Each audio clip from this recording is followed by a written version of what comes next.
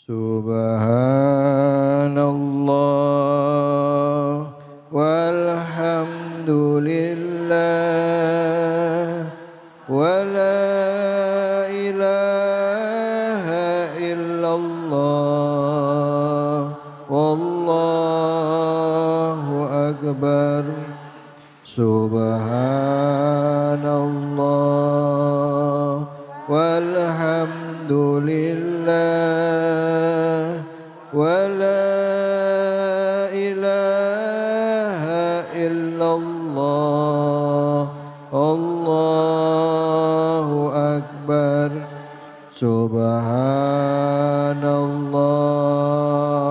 walhamdulillah wa la ilaha illallah Allahu akbar. Sallu ala Nabi Muhammad. Assalamualaikum warahmatullahi wabarakatuh.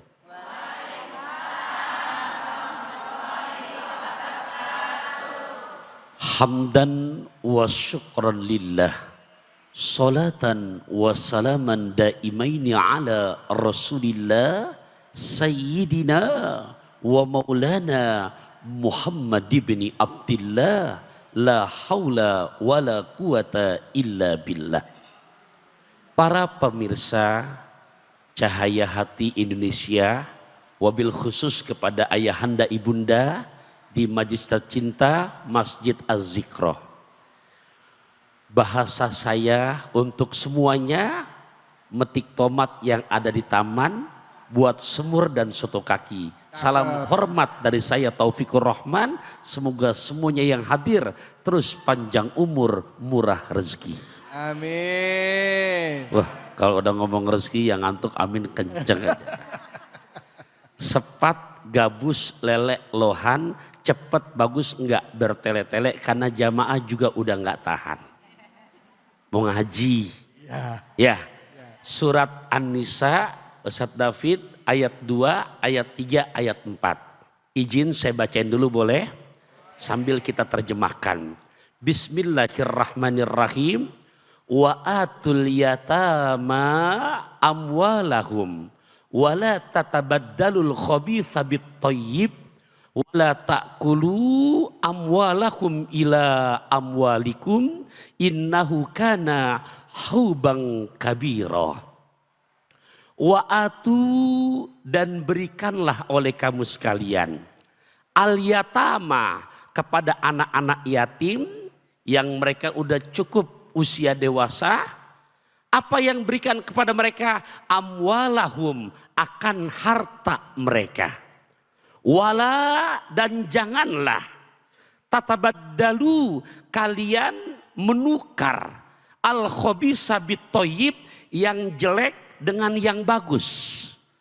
Wala ta'kulu amwalakum ila amwalikum, dan jangan kamu sekalian memakan akan harta mereka dengan harta kamu. Dicampur adukin harta yatim dengan harta kita dikit, harta yatim banyak, kita makan tuh dengan secara zolim. Yang begitu modelnya, innahu kana huban kabiro, sungguh yang model begitu adalah termasuk dosa besar. Bu, Pak, rahimakumullah. Ini perihal yatim yang kalau kita lihat di dalam sejarah sampai Nabi memberikan jaminan. Apa kata Kanjeng Nabi? Khairu baitin fil muslimin baitun fihi yatimun yuhsanu lahu. Sebaik-baik rumah di muka bumi adalah rumah yang di dalamnya ada anak yatim dan diperlakukan dengan sebaik-baiknya. Wasyaru baitin fil muslimin, sementara sebaliknya seburuk-buruk rumah yang di mana di muka bumi ini, yang di dalam rumah tersebut ada anak yatim yang diperlakukan dengan secara zolim. Jadi buat mereka yang berbuat zolim kepada anak-anak yatim, jujur, arem-arem berasa anget. Cakep. sanksinya serem banget. Bahkan tambahan lagi, ini sebelum pindah ke ayat ketiga, apa kata Kanjeng Nabi? Nih tolong nih, yang suka berbuat zalim sama anak yatim, yang kadang-kadang yatim hanya dijadikan kedok untuk nyari pemasukan dana. Yatim, akhirnya para dermawan mau nyumbang, tapi begitu harta dapat, anak yatim masih kelaparan, panitia udah pada kekenyangan. Banyak gak zaman now begitu tuh? Banyak. Nah, sampai Nabi menyebutkan arbaun hakun alallah. Said Ahmad Al-Hashimi dalam kitab Mukhtarul Ahadisin Nabawiyah wal Hikamil Muhammadiyah, ini saya bacain hadisnya.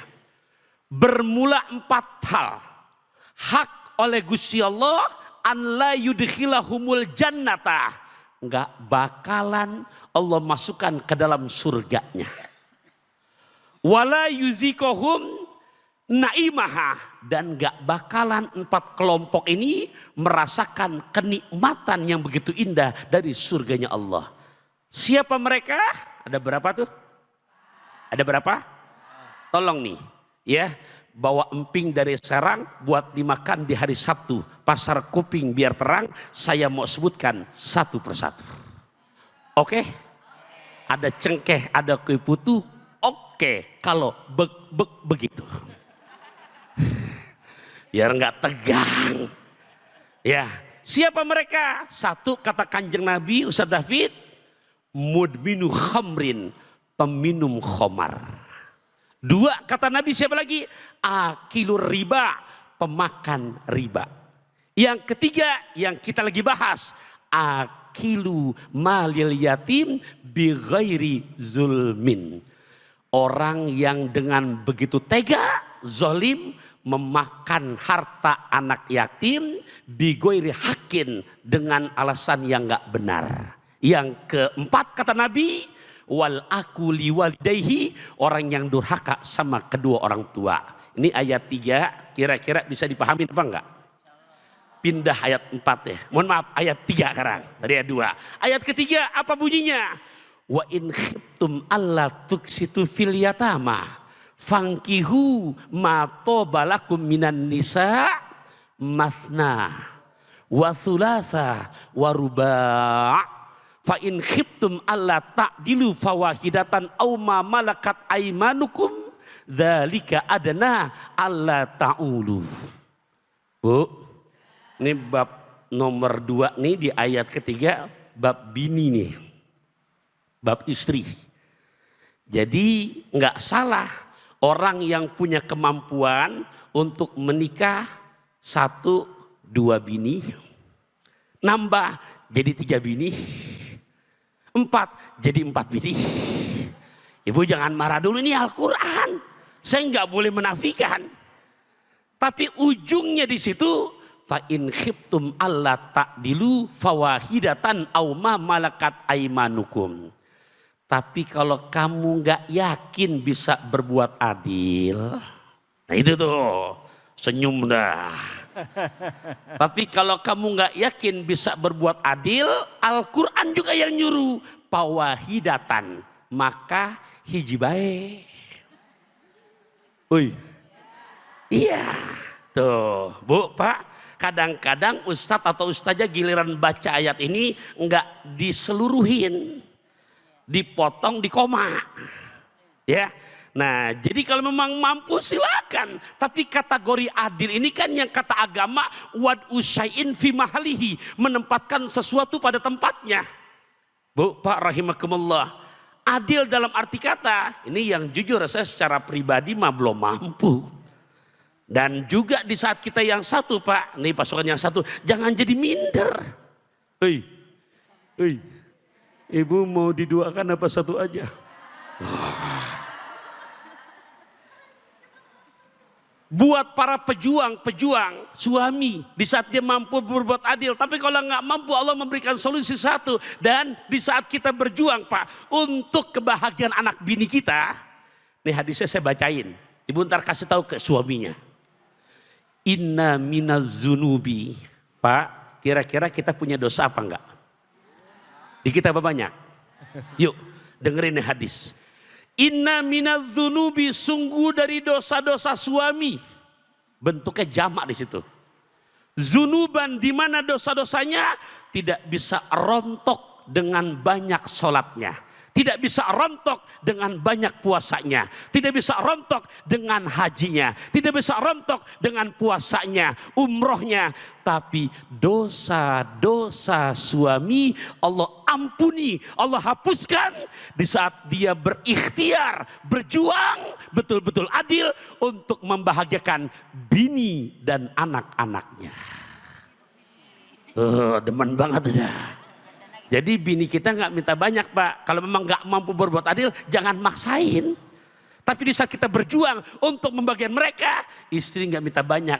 Aku mau dibelikan tinta, tapi tinta yang dari Belgia. Aku mau bang kau bicara cinta, tapi yang membuat hatiku selalu bahagia. Dulu, udah 2 menit ini dikali sisanya. Ayat keempat. Wa atu, dan berikanlah oleh kamu wahai para laki, para suami, an-nisaa, terhadap istri. Apa katanya? Sodukotihinna nihla, mas kawin. Hei. Jadi kalau memang nggak mampu ngucapin mas kawin, jangan pakai gengsi. Begitu akad nikah dengan mas kawin, ngutang. Boleh. Ketimbang, mohon maaf, dijanjikan mas kawinnya ntar begini. Tapi semuanya flexing. Sekarang zamannya hedon. Dan ingat, wahai para suami atau calon suami, ini sebagai penutup durasi yang di akhir nih, satu hadis.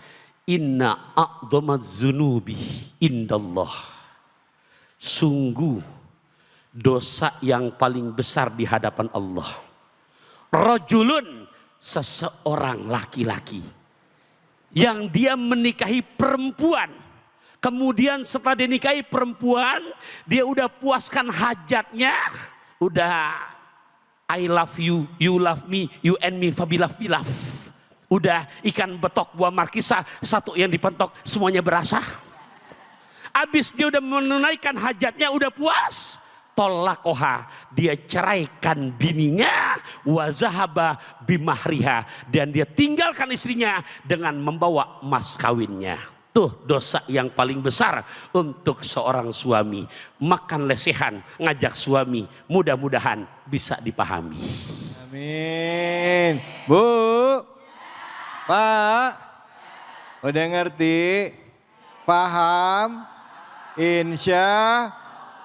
Baik, izinkan saya untuk mengulang sekali lagi. Assalamualaikum warahmatullahi wabarakatuh. Waalaikumsalam warahmatullahi wabarakatuh. Alhamdulillah, alhamdulillah rabbil alamin. Puja-puji kita panjatkan atas kehadirat Allah Subhanahu wa taala. Tidak lupa kita berikan salawat dan salam kita kepada junjungan kita manusia yang mulia, Nabi besar Muhammad sallallahu alaihi wasallam, beserta keluarga, sahabat dan umat yang setia hingga akhir zaman.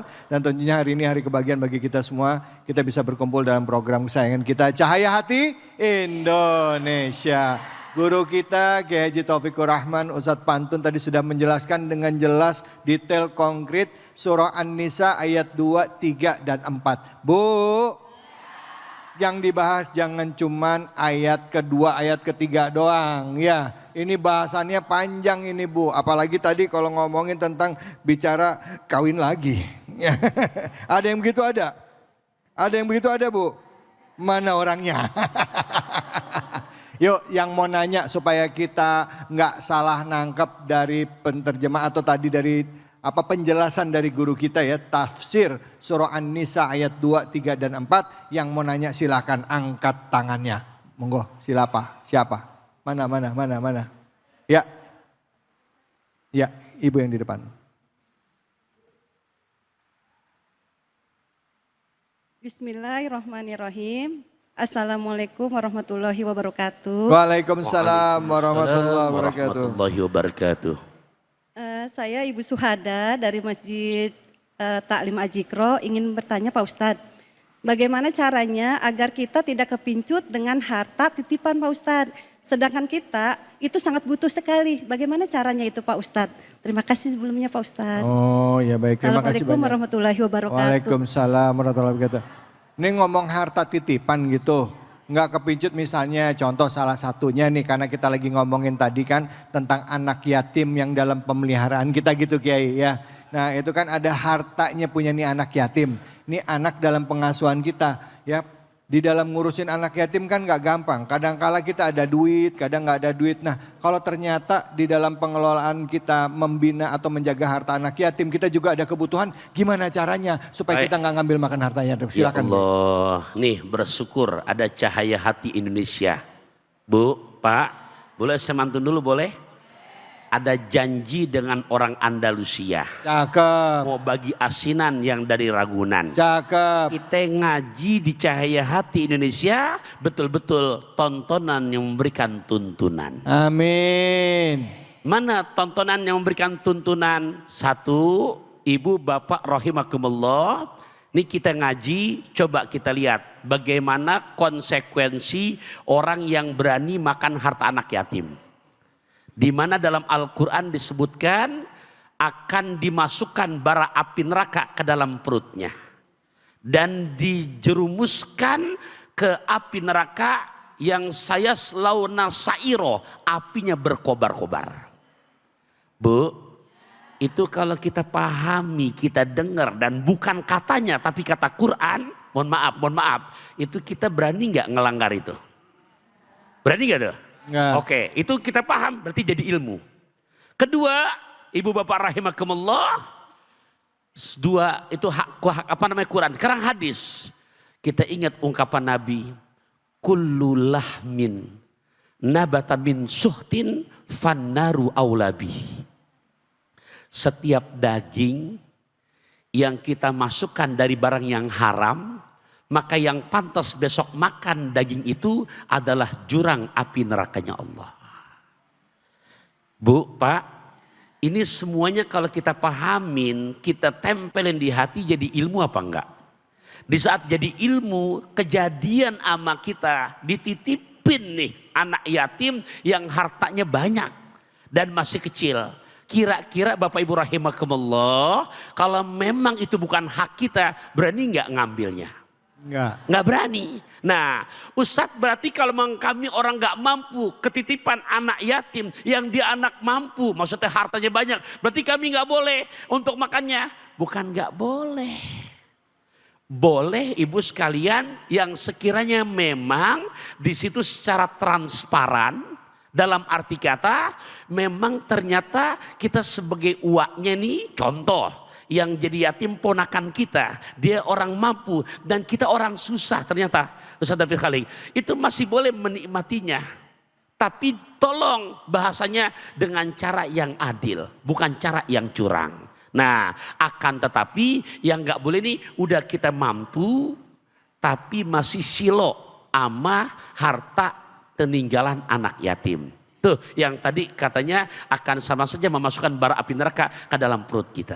Allahu Akbar. Bu, peringatan nih buat kita semua yang niatnya awalnya baik tapi tergiur juga karena anak yatim yang kita pelihara, entah itu kakak kita anak kakak kita almarhum ya, atau adik kita ternyata punya kelebihan harta, mesti dijaga karena itu haknya dia gitu ya Kiai ya. Haknya dia, jadi kalaupun emang dipakai seperlunya buat dianya, buat menjalani hidup, bukan untuk berlebih-lebihan gitu ya Kiai ya. Sekali. Itu perlu diganti nggak Kiai nanti? Kalau misalkan memang yang dititipin orang nggak mampu, nggak perlu. Oh gitu, oke. Gitu, iya. Karena memang yang dipakai untuk kebutuhan bersama.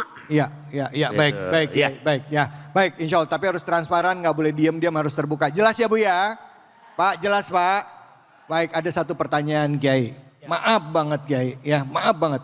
Ini kan tentang surah An-Nisa ayat kedua, bicara tentang anak yatim. Iya kan? Tapi kenapa kok buntut-buntutnya Kiai? Ini kok bicaranya tentang, di ayat ketiganya kok tentang nikahilah 2, 3, tapi nanti jelasin ya Kiai. Ya kita mau nanya nih karena sering banget ayat ini jadi alasan untuk poligami. Untuk poligami. Padahal kalau ngelihat konteksnya dari ayat keduanya ini kan bicara tentang anak yatim. Yang pertamanya bicara tentang bahwa dalam membina rumah tangga harus menjaga ketauhidan kepada Allah. Tapi nanti kita akan lanjutkan. Tetap di sini. Jangan kemana-mana. Hanya di Cahaya Hati Indonesia.